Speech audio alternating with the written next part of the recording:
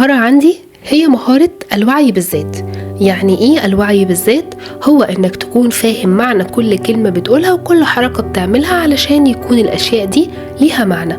بصنف الوعي عندي ل4 أنواع: الوعي العفوي التلقائي، والوعي التأملي، والحدسي، والمعياري الأخلاقي. العفوي أساس قيمنا بكل حاجة، مش بيحتاج مننا مجهود ذهني كبير. التأملي عكسه، بيحتاج الإنسان يكون مركز جدا، وبيحتاج قدرات عقلية زي الذكاء والإدراك والذاكرة. الوعي الحدسي ده وعي مباشر وبيحصل فجأة، بيخلينا ندرك أشياء أو علاقات من غير ما يكون في إيدينا أي دليل عليها. الوعي المعياري الأخلاقي ده اللي بيخلينا نصدر أحكام على الأشياء سواء بالقبول أو بالرفض حسب الحاجات اللي تربينا عليها. طيب إزاي بيكون الوعي ده تفكيرا في الذات؟ الإنسان بيعيش حياته كلها عشان يتعرف على نفسه ويلاقيها، وبيحاول إن هو يعمل حاجات كتير ومختلفة علشان يلاقي نفسه. طيب هل الوعي ده ممكن يؤثر في الواقع؟ لو كان وعي صحيح هيغير الواقع، لكن لو كان وعي زائف هيخليه يستمر زي ما هو.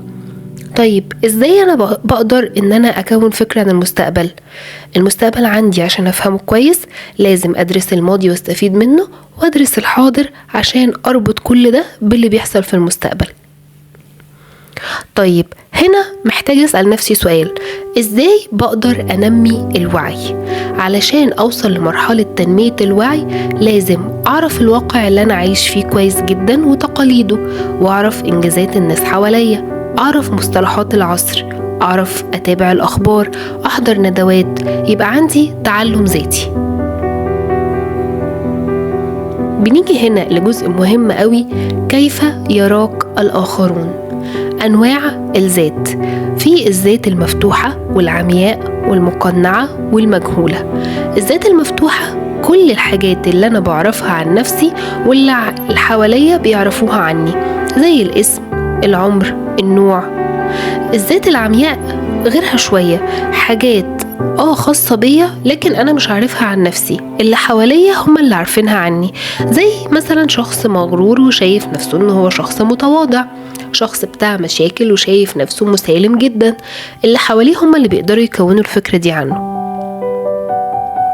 الذات المقنعة كل حاجة الإنسان بيعرفها عن نفسه لكن بيحتفظ بيها، زي أسرار النجاح مثلا، زي خصوصياته، الحاجات الخاصة بيها مش لازم كل الناس حواليه تكون عارفاها. الذات المجهولة بقى حاجات لا أنا قادر أطلعها ولا بتكلم فيها عن نفسي ولا اللي حواليا عارفينها، لكن بتظهر في أوقات زي تأثير البنج أو المخدر، لأن هي بتكون مكتومة في اللاوعي. طيب على فكرة في بعض الحاجات اللي بتخلي الإنسان ما يقدرش يكون واعي بذاته وفاهمها كويس جدا، زي إن هو دايما بيبص للسلبيات، دايما شايف نفسه إن هو ما عندوش اختيار لأي حاجة، بيبص لأي حاجة من ناحية واحدة.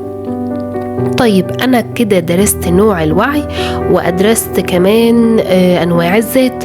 محتاج دلوقتي إن أنا أعرف إيه هي أقسام الوعي بالذات. عندي 3 حاجات: في شخص بيكون واعي بذاته، وفي شخص منجرف، وفي شخص متقبل. الشخص الواعي بذاته ده شخص عارف كل حالاته المزاجية وعنده رؤية واضحة بالنسبة لانفعالاته، دايما بيتمتع بصحة نفسية جيدة. في شخص تاني منجرف، حالته النفسية بتأثر عليه وانفعالاته وما بيقدرش يبذل أي مجهود عشان يخرج من المزاج السيء ده.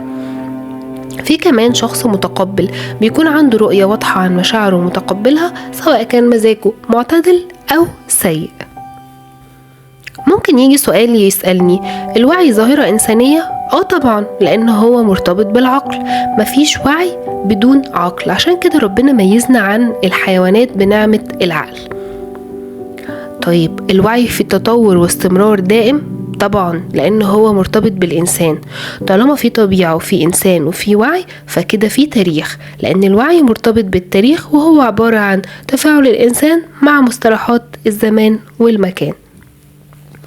هنا بتنقل لنقطة مهمة جدا: هو الوعي بالذات مرتبط بالوعي بالذوات اللي حواليا، بالناس اللي حواليا؟